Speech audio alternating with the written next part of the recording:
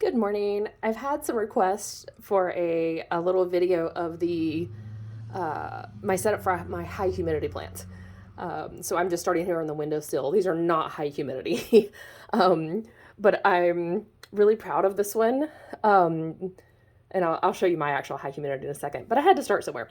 So this is a moss rose like you would see outside, and I'm really proud of that one because it almost died. I bought it right before our major heat wave this summer, and it almost died. So I'm proud that it survived and is looking so good. It's actually bloomed a couple of times, although it's not blooming right now.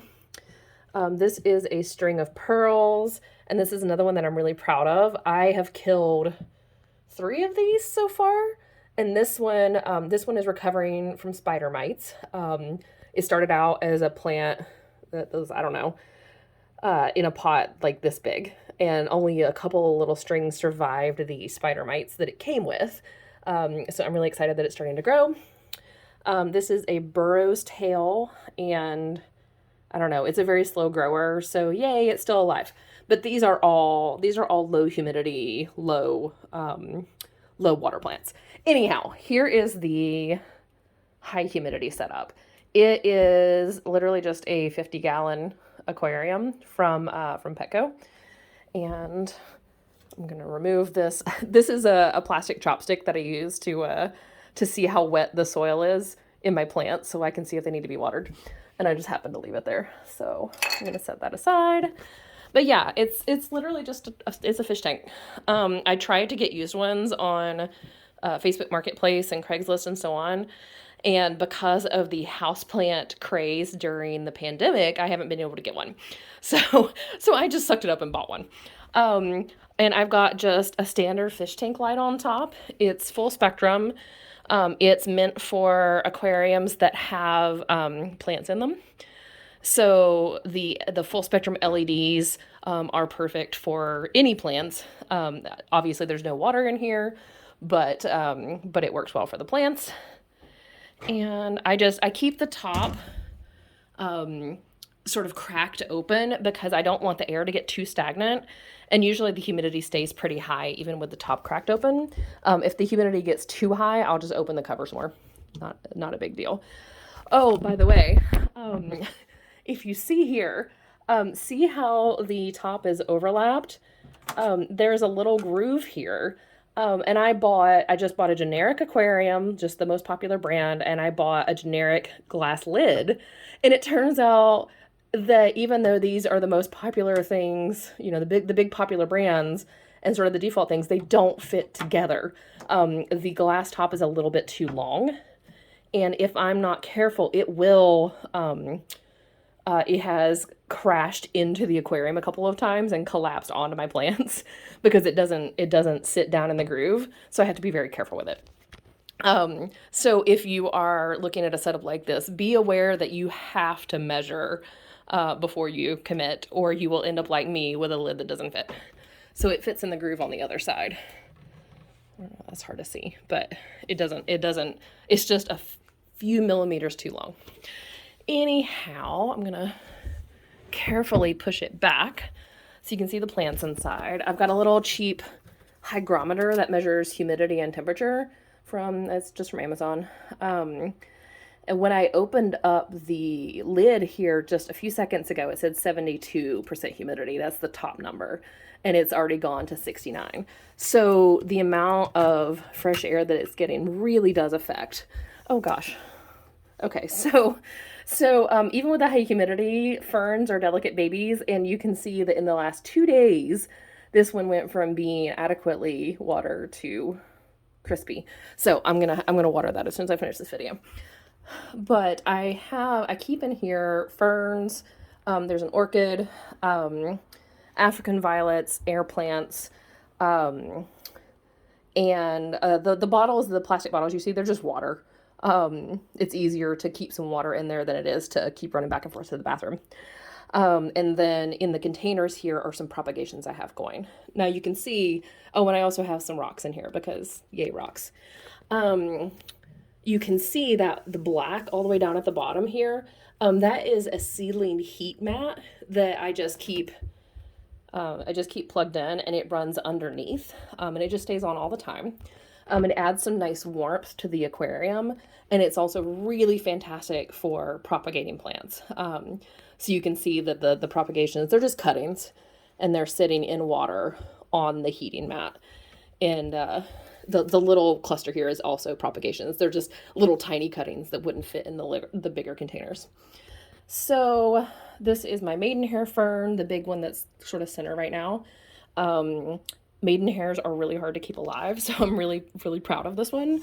It is doing really beautifully in the aquarium here. And I keep it sitting, okay, that's hard to see. The orange thing you can see there is a sticker that's on the bottom of the aquarium itself, and it's just a sticker that says, "Don't drill, this is glass." But I do keep the maidenhair with its feet in water all the time. It's just it's in a Parmesan cheese container. But it is sitting in soil that is meant for ferns, and I will link to that in comments.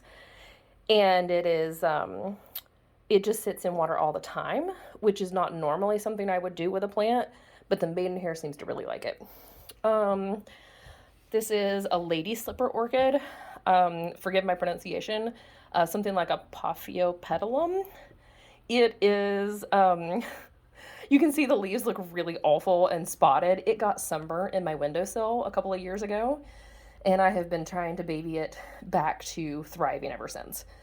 It does seem to like being here in the high humidity. These two leaves are newish, and you can tell it's developing another one here. So I have hopes that someday it might actually bloom again. These two are antenna ferns. This one is relatively new. I bought it earlier this summer. I've discovered that they do not like to sit in water, so they're in dishes, but I don't have any water in there. I just water them once a week when I water everything else. But this poor antenna fern, this little green thing is just a cute little cactus that says, "I will survive." But this antenna fern has been, it was the first in the very first batch of like serious houseplants that I bought. And it has been struggling to survive as I have learned how to take care of these plants. So at any given point, it has between 1 and 3 leaves. And right now it has 3. So again, I have hopes that someday it will, thrive. Speaking of things that I'm hoping will thrive someday, it turns out that I'm really bad at air plants. So I've had these air plants for a few years and they survive, but they don't thrive. So I haven't really gotten the hang of air plants yet, but I'm trying.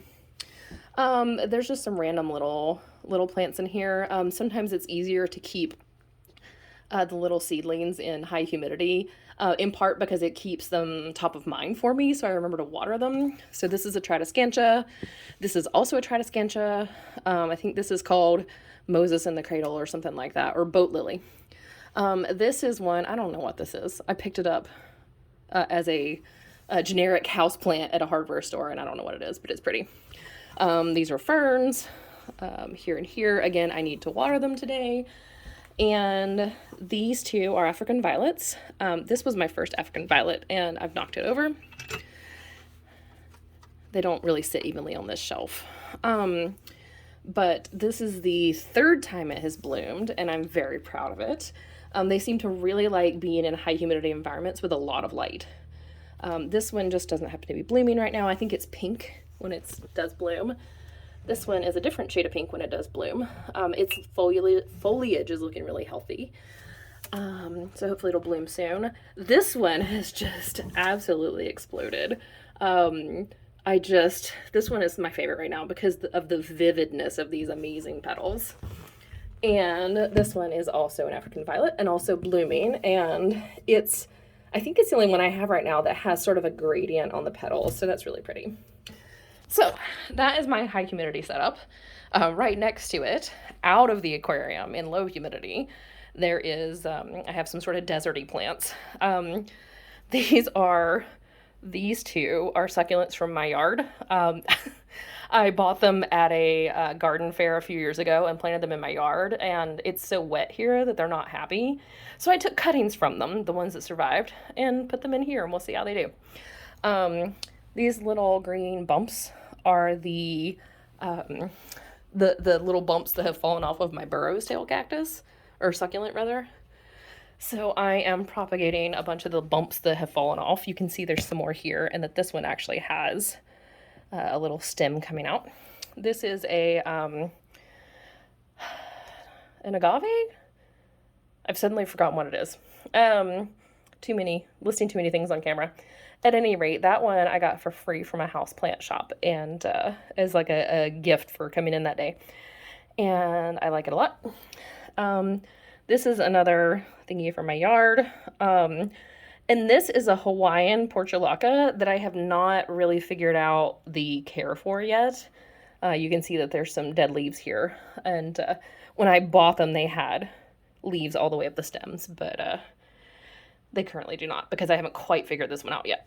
But at any rate, that is my high humidity setup here in the fish tank, and it works really well, and I'm really happy with it.